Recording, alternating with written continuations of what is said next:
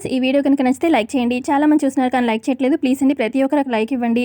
ఎపిసోడ్లోకి వెళ్తే ఆద్య అంటుంది, పర్వాలేదు నేను వెళ్ళి ఇచ్చేసొస్తాను అనగానే అప్పుడు జానకి, ఏంటి పర్వాలేదు, ఏంటి పర్వాలేదు, అసలా నువ్వు ఇలాగే సైలెంట్గా ఉంటే ఇదిగో ఈ పద్మ రేపన్నాడు చారుని రెడీ చేసి గదిలోకి పాల గ్లాస్తో కూడా పంపించిరా అమ్మ ఆద్య అని చెప్పి నిన్ను చేస్తుంది.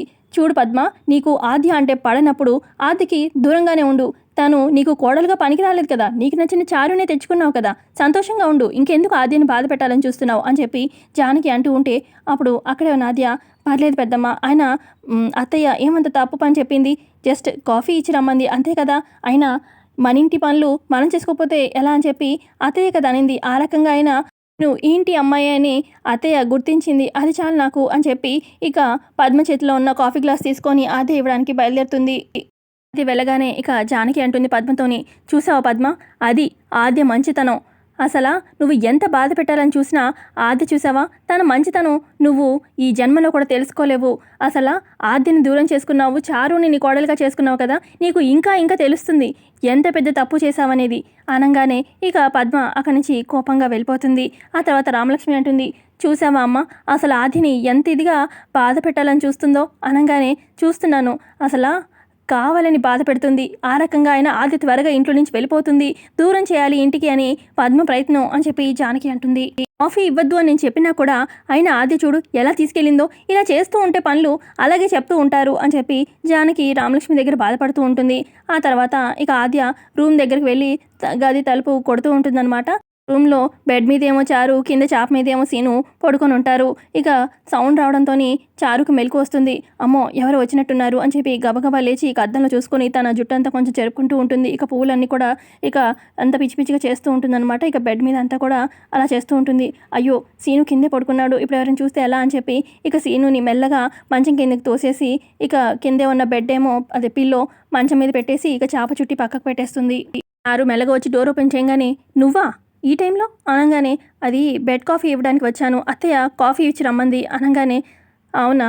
లోపు ఆద్య గదిలోకి చూడగానే, ఏంటి సీను లేడని చూస్తున్నావా, సీను స్నానానికి వెళ్ళాడు, అయినా ఇంత ఉదయాన్నే డోర్ కొట్టి కాఫీ ఇవ్వకపోతే కాస్త లేట్గా ఇవ్వచ్చుగా అని చెప్పి చారు అంటూ ఉంటే, అది ఇంట్లో అందరూ లేచారు, మీరు లేవడమే ఆలస్యం, అందుకే బెడ్ కాఫీ తీసుకొచ్చాను అని చెప్పి ఆద్య చెప్తుంది.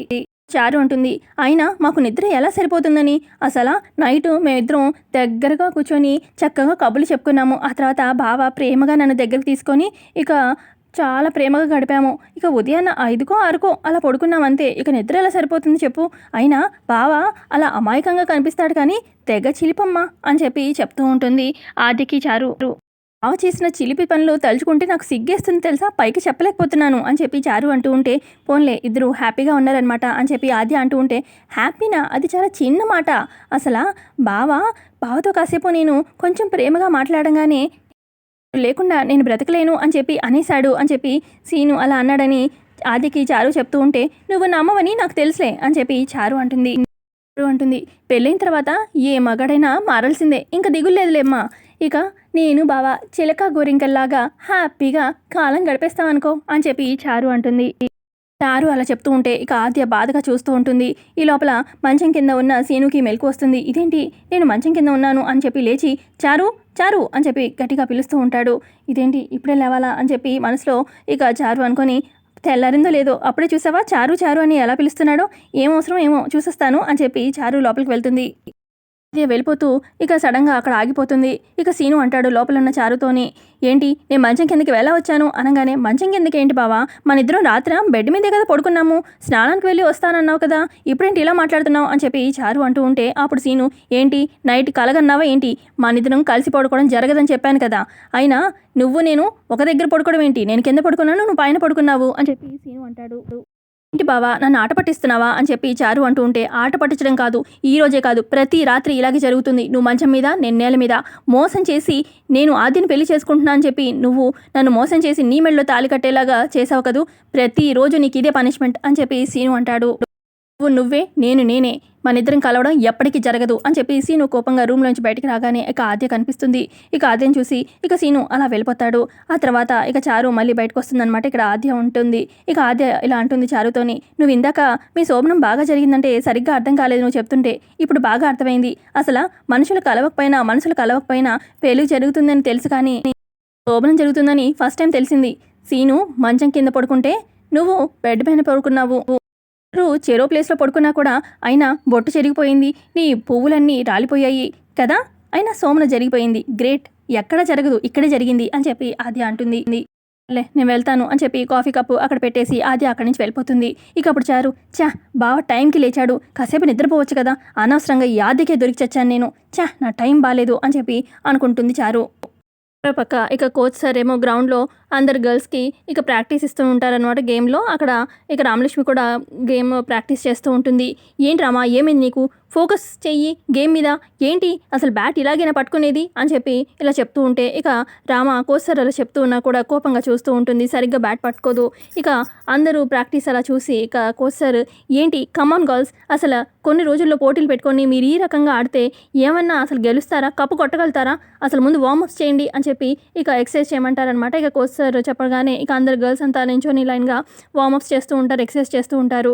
ఇక కోచ్ సార్ కావాలని రామలక్ష్మి దగ్గరికి వచ్చి, వాట్ ఇస్ దిస్ డ్రామా, అందరూ చూడు ఎంత బాగా ఎక్సర్సైజ్ చేస్తున్నారో, ఇలా చేయాలి అని చెప్పి రామలక్ష్మి చేయి పట్టుకొని ఇలా చెయ్యి అని చెప్పి అలా చేపిస్తూ ఉంటారు.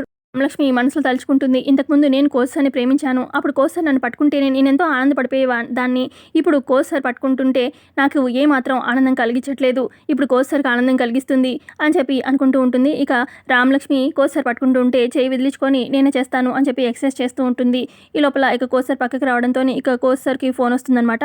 ఇక రింగ్ టోన్ ఏమో, రే కోచ్ కుక్క నక్క అని చెప్పి రింగ్ టోన్ వినిపిస్తూ ఉంటే ఇక అక్కడ ఉన్న ప్రాక్టీస్ చేస్తున్న ఒక అమ్మాయి, సార్ మిమ్మల్ని ఎవరో తిడుతున్నారు సార్ అని చెప్పి అంటుంది. ఇప్పుడు కోచ్ శౌర్య, ఇవి తిట్లు కావు, మై లవ్, నా లవ్ అని చెప్పి అనగానే, ఏంటి మీకు లవర్ ఉందా, ఆ అమ్మాయి ఎవరు సార్, చెప్పండి సార్ చెప్పండి అని చెప్పి ఇక ప్రాక్టీస్ చేస్తున్న అమ్మాయిలు అందరూ అడుగుతూ ఉంటారు.